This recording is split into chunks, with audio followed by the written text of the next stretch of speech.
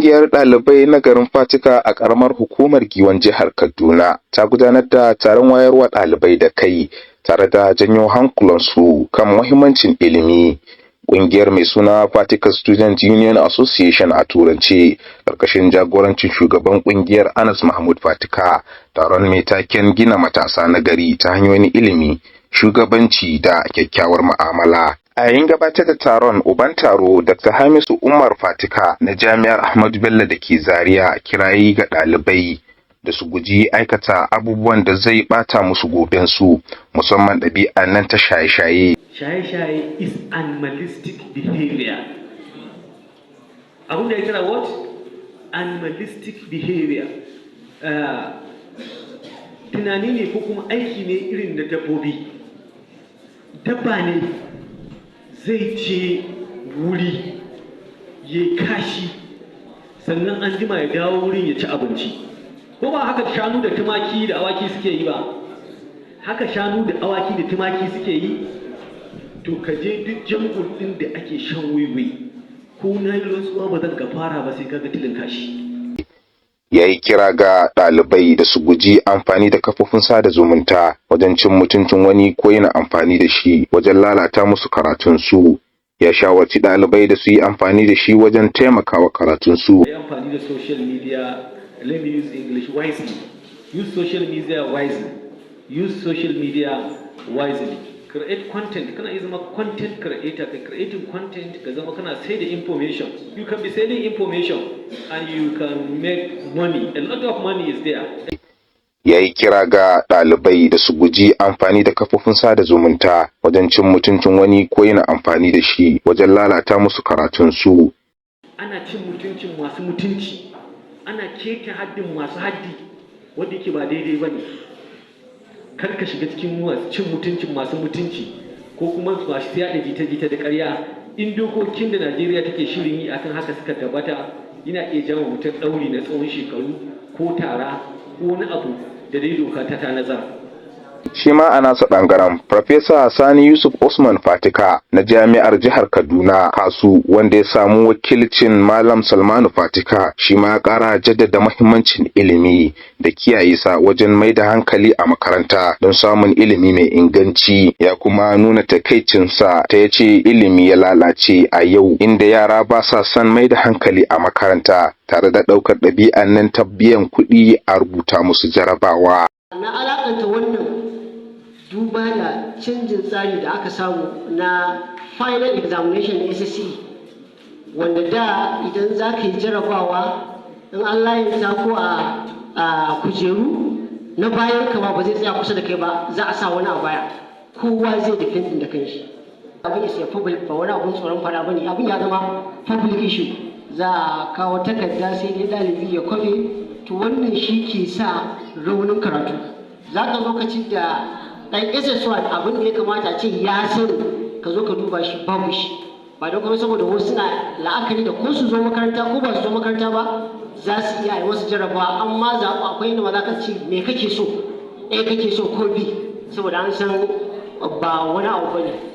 A yin taron shi ma mai girma sarkin Fatika Alhaji Ibrahim Umar Faruk, wanda ya samu wakilcin talban Fatika Alhaji Adamu Umar, kirayi ga matasa da ɗalibai game da muhimmancin ilimi gami da nasarorin da ilimi yake baiwa mutum a rayuwa. Babu wani wanda ya zama shugaba as a leadership sai ya yi karatu.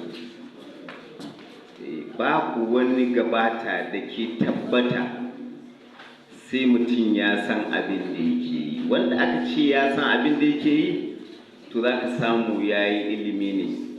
Imma ya yi na addini mai zurfi, ya yi na boko kaɗan, imma ya zaɓa ɗaya, dole sai ya yi ne sannan za a iya kiran shi. Leadership means shugaba. Babu wani shugabanci da za a ba jahilin da bai san komai ba a ce ya jagoranci mutane har yi wata magana da za ta zama ta programming mutum ya yi tunanin ya zama kamar shi sai da wannan karatu.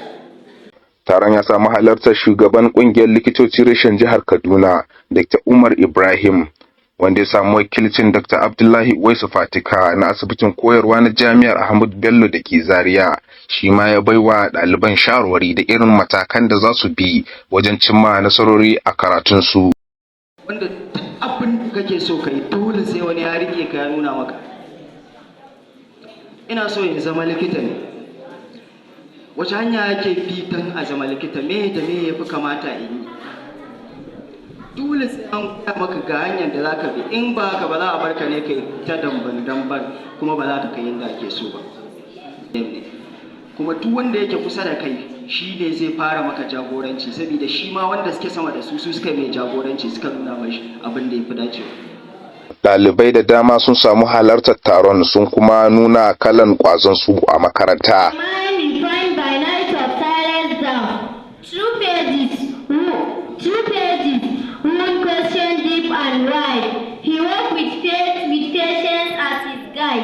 Not by chance, not by pleasing, but by discipline, sacrifice, and name.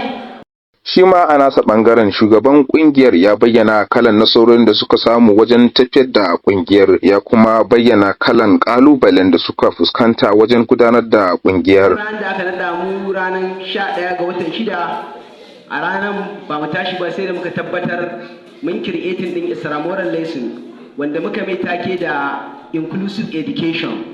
Wanda ilimi ne wanda ba mu ware kowane yaro a cikin garin Fatika ba, tun daga pre-nursery har zuwa SS class.